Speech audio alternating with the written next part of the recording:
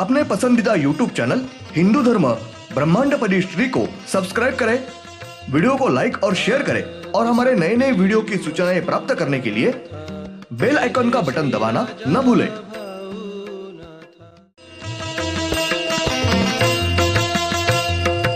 आरती सब प्रेम मस्को बना था, जय जय श्री राजा भाऊनाथा। ॐ भूर्भुर्गव आदिशक्ति ब्रह्माण्डच्च दिव्यशक्ति प्राप्त्यर्थच्च परमेश्वराय नमेन गायत्रीयं कालभैरव दिव्यशक्ति नमो शिवाय। ब्रह्मांडपदी श्री सप्तशक्ती महाग्रंथ। ब्रह्मांडपदी श्री सप्तशक्ती महापंथ। सत्य हाच धर्म, जसा खवळलेला समुद्र, जसा पूर्ण आकाश, जसा सूर्य, तसा मी। शिवोहम। पिछले यानी भाग 224 में हमने देखा रूप में के जन्म खत्म हुए होने की वजह से वो नए रूप में के जन्म ये शुरू करता है।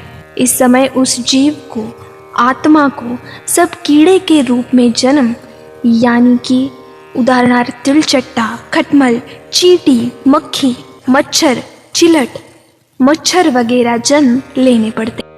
अब देखेंगे भाग 225। और यह सब सूक्ष्म रूप में जन्म, यह क्षणिक कुछ काल के लिए जन्म लेने पड़ रहे हैं और उस जीव के, आत्मा के यह अंतिम रूप में जन्म उसे लेने लग रहे हैं। और वो जीव, आत्मा, यह सब जन्म उसने पूरे करने के बाद, उसके सब जन्म यह खत्म होने के बाद ही उसे फिर से नया जन्म यह नहीं लेना पड़ता है। उसके बाद वो जीव, आत्मा, यह सब जन्म पूरे करके ब्रह्मांड में के सब वातावरण में के आकाश में हर तरफ जाकर चांदनी तारे बनकर हमेशा के लिए रहता, हर तरफ भ्रमण करता है। ब्रह्मांड में की अपनी 7 नंबर की श्री स्वर्ग इस पृथ्वी के ऊपर को वो जीव, आत्मा, यह आने के बाद उसे पहला जन्म तितली, यह सुंदर रूप में जन्म मिलता है। वो अपने अलग अलग विविध रंग संगति, रंग छाया, आकार में हर प्रकार के पेड़ों के, बेलाओं के, फूलों के ऊपर आनंद से हर तरफ भ्रमण करता रहता है। तितली, इसे भी पहले 7 जन्म लेने पड़ते हैं और उसे भी हर एक जन्म के मृत्यु के बाद श्री पाताल और श्री वैकुंठ यहां जाना ही पड़ता है। ब्रह्मांड में का वो जीव, आत्मा, इसे हर एक कीड़ा जाति के उनको क्रम में 7-7 जन्म मिलते हैं। हर एक जन्म के मृत्यु के बाद निश्चित होने के अनुसार श्री पाताल और श्री वैकुंठ यहां जाना ही पड़ता है। बिल्कुल उस जीव को, आत्मा को खटमल, चींटी, मच्छर, मक्खी, चिलट वगैरह किसी भी सूक्ष्म कीटक का जन्म मिला, फिर भी उसे नियम के अनुसार श्री पाताल और श्री वैकुंठ यहां जाना ही पड़ता है। ब्रह्मांड में के हर एक जीव, आत्मा, इसने बिल्कुल अंत तक कैसे भी रूप में जन्म लिया, फिर भी उसके अंतिम जन्म का हर एक जन्म के मृत्यु के बाद श्री पाताल और श्री वैकुंठ यहां पाप और पुण्य का हिसाब देने के लिए उसे जाना ही पड़ता है। बिल्कुल सूक्ष्म कीटक, इनको भी बहुत ही क्षणिक काल के लिए जन्म लेना पड़ता है। फिर भी उनको तुरंत होने वाले मृत्यु के बाद उनको श्री पाताल और श्री वैकुंठ यह है ही। श्री ब्रह्मांड में निर्माण होने वाला हर एक जीव और आत्मा, इनको वो जीव यह निर्माण होने के बाद पहला जन्म मानव यह मिलता है और उस जीव का अंतिम जन्म यह काले चींटी के रूप में मिलता है और उसके बाद उस जीव का, आत्मा का कार्य यह पूरी तरीके से खत्म होता है और वो जीव यह ब्रह्मांड में के आकाश में चांदनी तारा बनके हमेशा के लिए रहता है। उसके बाद उस जीव को, आत्मा को, उसका कार्य खत्म होने की वजह से उसे फिर से कोई भी जन्म नहीं लेना पड़ता है। जब तक ब्रह्मांड पूरी तरीके से खत्म, नष्ट नहीं होता, तब तक वो जीव, आत्मा यह हमेशा के लिए आकाश में चांदनी बनकर रहते हुए रात को चमकते हैं। परंतु वो जीव, आत्मा यह धीरे धीरे, वो सिर्फ ब्रह्मांड में के अपने ही यानी श्री स्वर्ग इस पृथ्वी के मूल सूर्य के पास वो जीव, आत्मा यह धीरे धीरे आता है। तब भी वो सिर्फ अपने ही मूल सूर्य के तेज रोशनी की वजह से, तेज प्रकाश किरणों की वजह से जलकर नष्ट, भस्म होता है, मुक्त होता है। ब्रह्मांड में का हर एक जीव, आत्मा यह निर्माण होने के बाद, उसका कार्य यह खत्म होने के बाद, वो जीव यह प्रकाश में चांदनी बनकर चमकता रहता है। लंबे समय तक आकाश में निवास करता रहता है और वो जब सिर्फ अपने ही सूर्य के पास आता है, तभी वो जलकर नष्ट, भस्म होता है। इस अनुसार ब्रह्मांड में का हर एक जीव और आत्मा, इसे अंत में मृत्यु यह है ही, जो निर्माण होता है वो नष्ट होता ही है। ब्रह्मांड में के हर एक दैव देवते, साधु संत, महात्मे, यह सब दैव देवते, अवतारी पुरुष, इन सब दैवतों के भी आत्मा यह नष्ट होता है।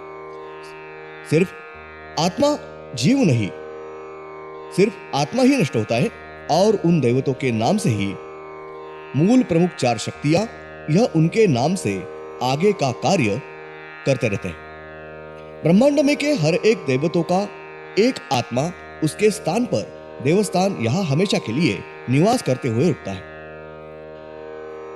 आने वाले भाविक भक्त इनको कृपा आशीर्वाद देता रहता है और उन दैवतों के बाकी सब आत्माएं इस अनुसार जन्म लेते लेते अंत में इस प्रकार से नष्ट होते हैं। सभी निर्माण हुए नष्ट होते ही है।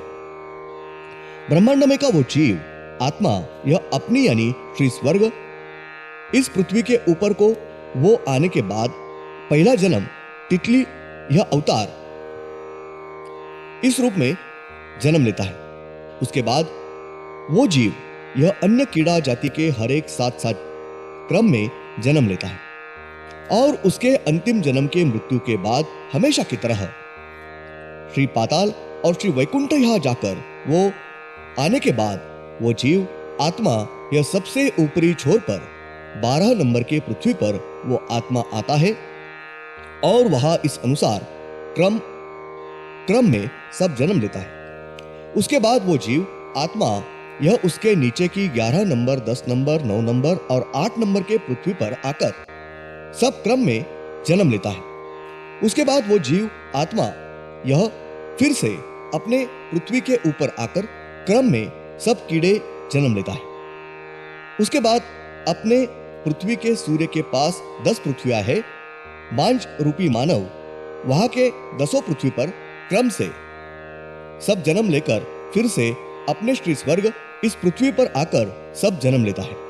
बाद में अपने पृथ्वी के सूर्य के पास के एक रेखा में 12 पृथ्वियां है, वहां की 12वीं पृथ्वी के सब कीड़ों के क्रम में 7 जन्म लेता है और उसके बाद फिर से अपने श्री स्वर्ग इस पृथ्वी पर आकर फिर से सब जन्म लेने के बाद अपने पृथ्वी के नीचे 6 नंबर की पृथ्वी श्री पाताल, यहाँ उसके बाद उसके नीचे 5 नंबर पृथ्वी श्री वैकुंठ, यहाँ सब जन्म क्रम में यह लेने के बाद उसके नीचे की 4 नंबर, 3 नंबर, 2 नंबर और उसके बाद सबसे नीचे की कुल मूल तल की पृथ्वी 1 नंबर के पृथ्वी पर आकर वो जीव, आत्मा, यह सब कीड़ों का क्रम में जन्म लेकर हमेशा की तरह 7 बार जन्म लेता है और हर एक पृथ्वी के ऊपर हर एक जन्म के मृत्यु के बाद श्री पाताल और श्री वैकुंठ यहाँ जाकर अपने पाप और पुण्य का हिसाब देना ही पड़ता है।